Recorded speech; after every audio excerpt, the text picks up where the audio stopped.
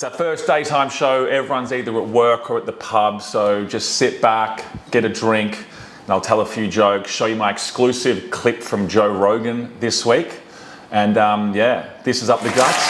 Roll the title.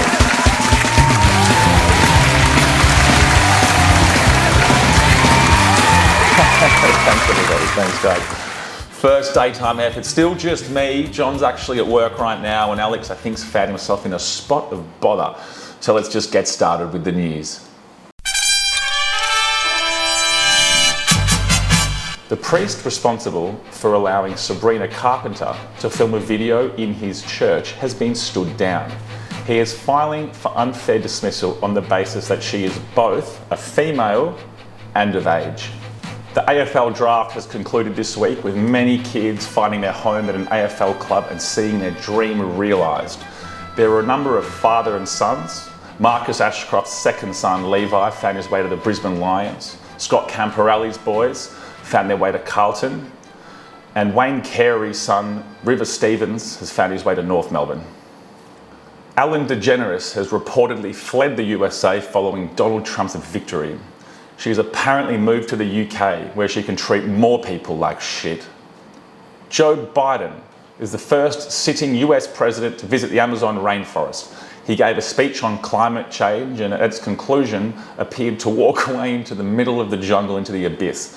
Now everyone is just trying to figure out what he was doing. Some think he was going to try hit some ayahuasca. Some people think maybe they just let him out into the wild. But I'm here to break the story.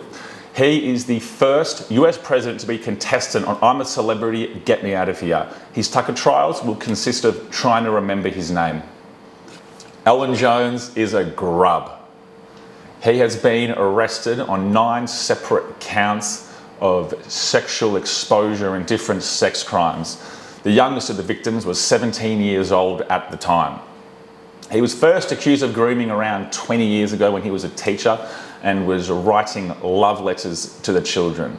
And listen, Alan, no one gives a shit that you're gay. They just care that they're kids. At this rate, by Christmas, we'll have 100 people come forward and you will make George Pell look like a Boy Scout.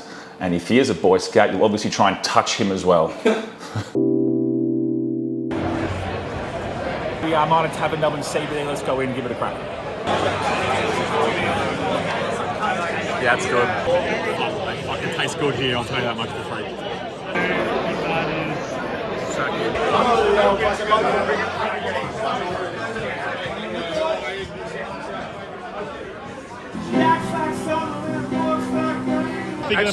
What do you think of the Mitre, Richo?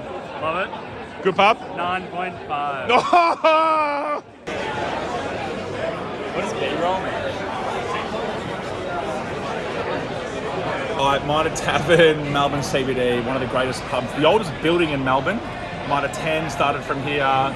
If those walls could talk, they'd tell a fucking one hell of a story, all right?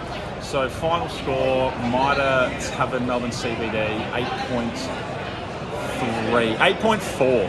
If you're in town, you've got to come here. One of the greatest pubs of all. Actually, you know what, 8.5. If you're in Melbourne, you come to this pub, one of the best of all time, all right?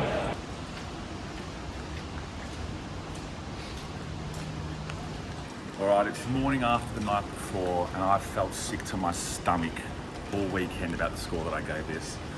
So we're rescoring it, it's a 9.2. It's one of the greatest pubs in Melbourne, if not Australia. There you go.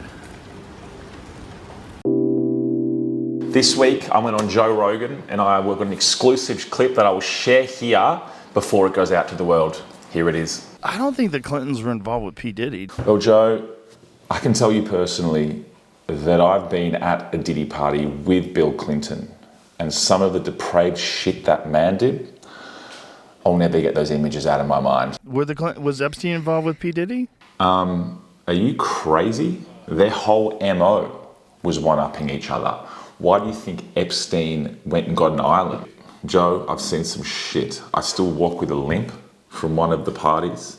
One night I had a hypnotist on site. When I hear certain words, I still to this day bark like a dog. The P. Diddy thing sounds like just complete unchecked depravity. Like, I don't even think he was gay. He was just fucking guys. Well, you clearly haven't been to one of my parties.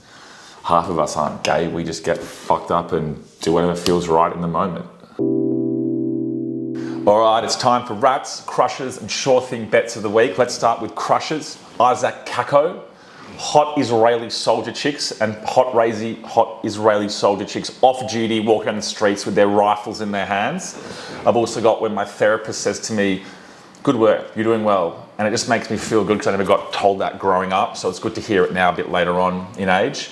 And then, yeah. All right, rats of the week.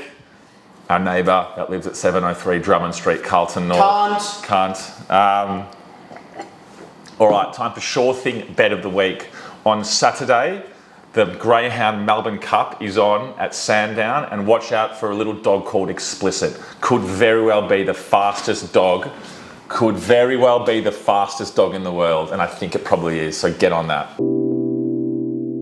All right, that's it for today's episode. Bit of a chill one, but next week we come back with a bang. I'm gonna get out of here and get to the pub. Enjoy the week, fellas.